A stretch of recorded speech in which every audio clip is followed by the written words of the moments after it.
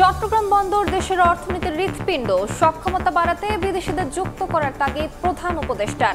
বহুল প্রতীক্ষিত কালুরঘাট সেতুর ভিত্তি স্থাপন।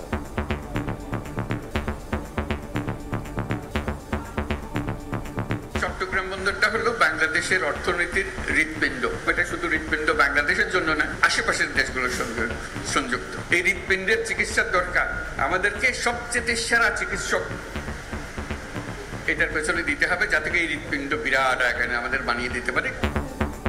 চট্টগ্রাম বিশ্ববিদ্যালয়ের সমাবর্তনে যোগ দিয়েছেন নোবেলজয়ী গ্র্যাজুয়েটদের উচ্ছ্বাস।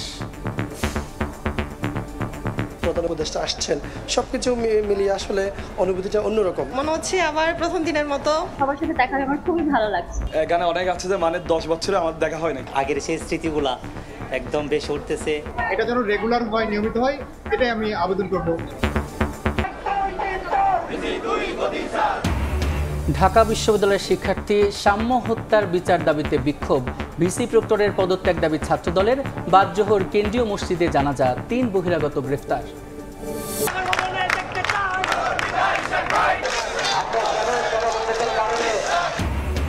ইশরাক হোসেনের শপথ আয়োজনে সরকারের গড়িমসির অভিযোগ।